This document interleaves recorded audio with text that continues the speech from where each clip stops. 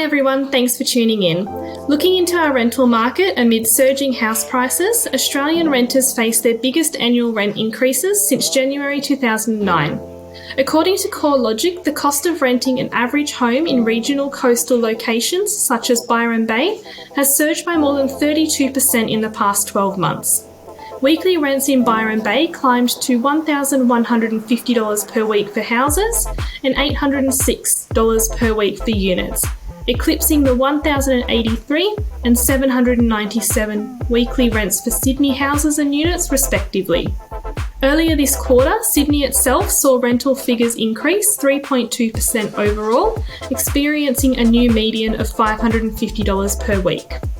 An increase in prices has raised a question around affordability for our essential workers who are keeping Sydney going throughout continuous COVID lockdowns.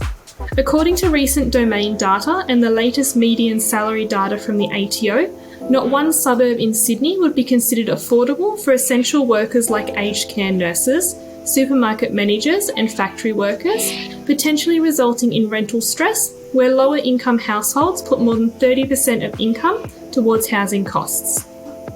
An economist from Grattan Institute said worsening affordability had made it harder for essential workers to access housing in many major cities, pushing more people to the outer suburbs and into overcrowded housing, which has become a significant risk factor during the pandemic.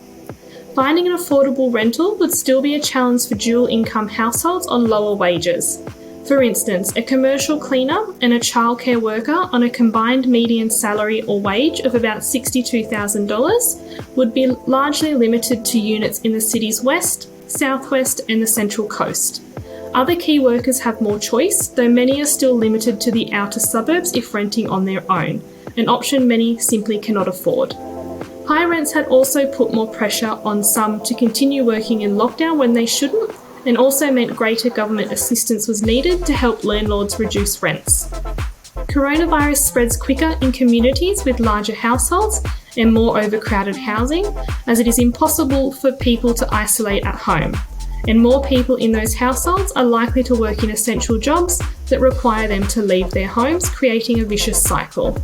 According to the executive of the Tenants Union of New South Wales, increasing the supply of social and affordable housing is key. That's all for today. Thanks for watching and we'll see you next time.